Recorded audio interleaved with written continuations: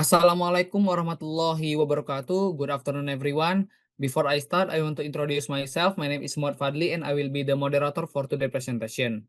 So, we are from one of the PBL on Mechatronics Engineer with the title Sigap Metra, Sistem Genggam Asisten Penglihatan, Inovasi Kacamata Wicara berbasis HCI untuk meningkatkan kemandirian literasi dan mobilitas ekonomi penyandang tunanetra. Okay, next slide. Okay, this is our member for this project. First is Mrs. Hasnira as a project manager. Second, Muhammad Fadli, it's me as a leader and also electrical system. Third is Gusti Hakim Taruk Caksono as a programming and AI system. And the last, Irfan Chaniagan as a mechanical design. Next. Okay, so what led us to choose this title for our project? First is social and economic urgency and risk.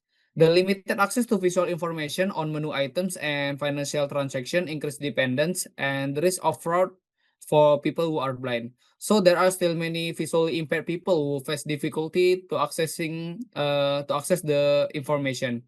For the example, when they ordering food, visually impaired people still need help from the others to read a menu aloud, to read the menu aloud.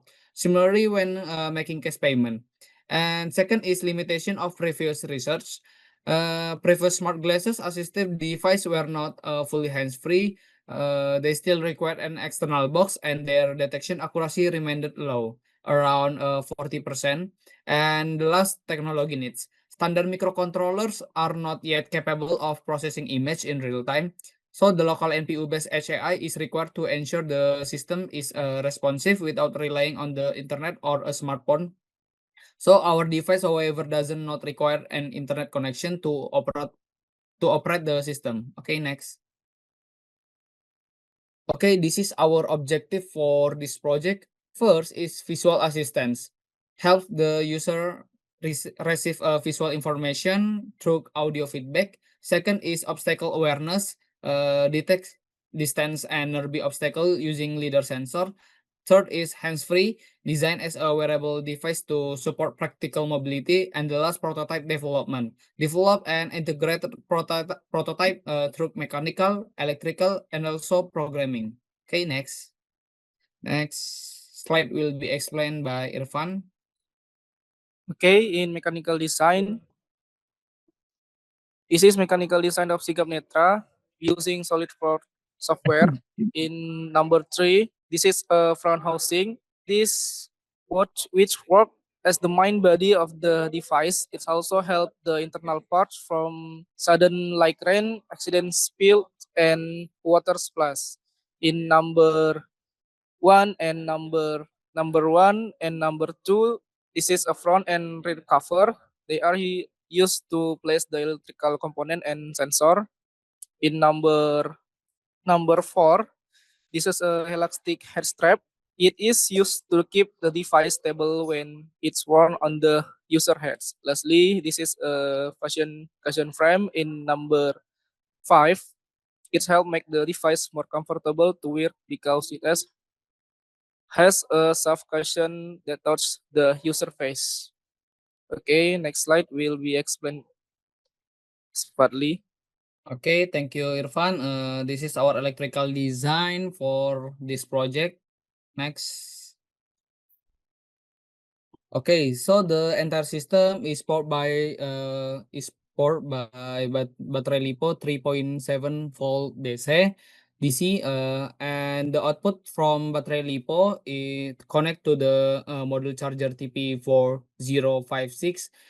So the system can be recharged, and the output from module charger will be connect to the step up module. So the function step up module in this system is boost the voltage from 3.7 VDC into 5 VDC. And after that, the output from step up module will be connect to the switch, and then that connect to switch that control the system power on or off.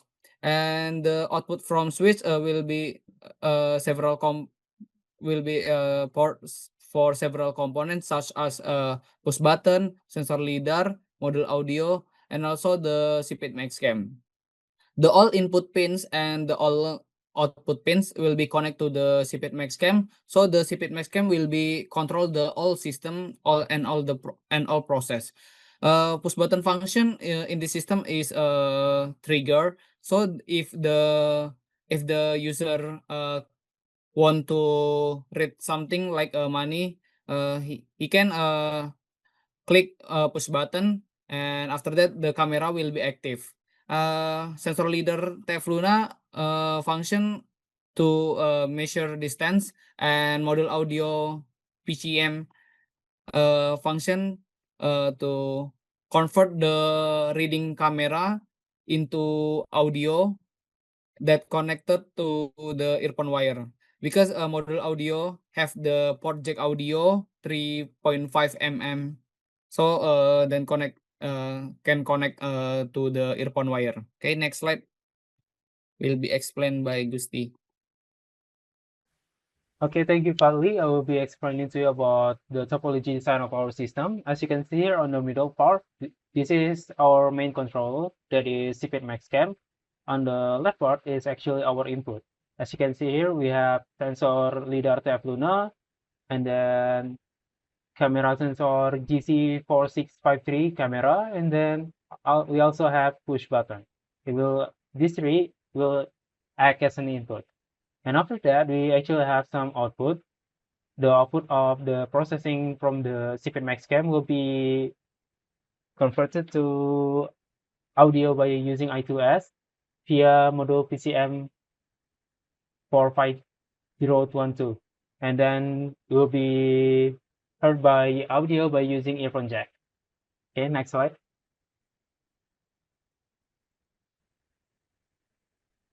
Okay, this is the flowchart system. Moving on to our software logic. Once initialized, the lidar sensor acts as a smart spatial filter. To prevent over-information, the camera only activates when an object is within our effective range of 10 to 100 centimeters. If an object is detected and the button is pressed, the camera will capture an image. Our AI model then analyzes it to detect rupiah nominals and extract printed text. That if the confidence rate is above 80%, the result will be converted into an audio via text-to-speech and played to the user via the earphone. Okay, next.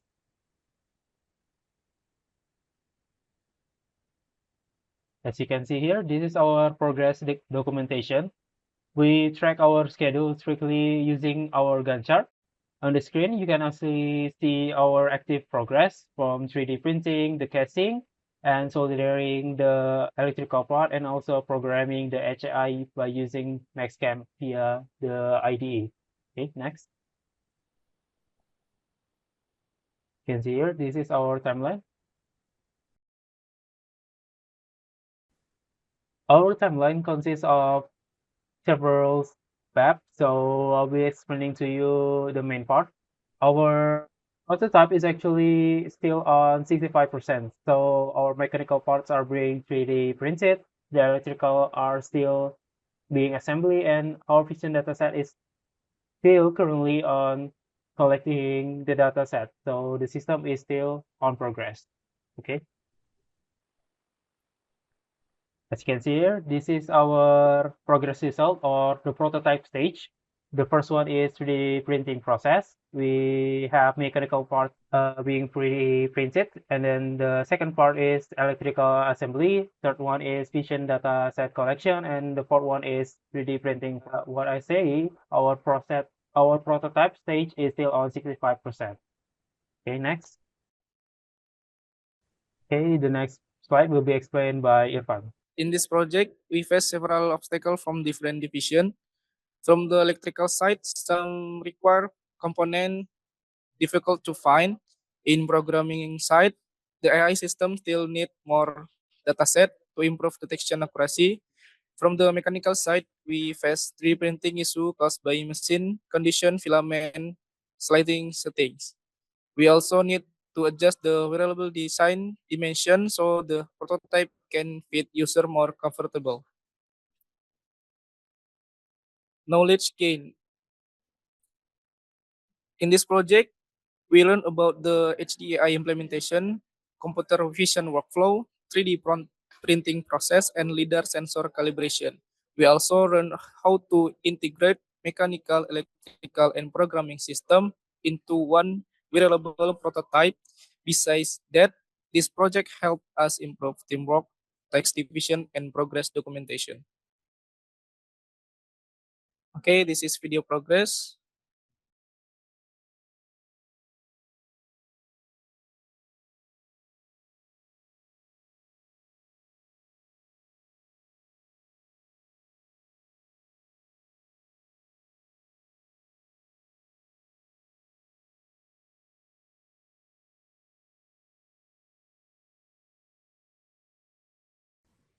Okay, that's all from us. Thank you for your attention and wassalamualaikum warahmatullahi wabarakatuh.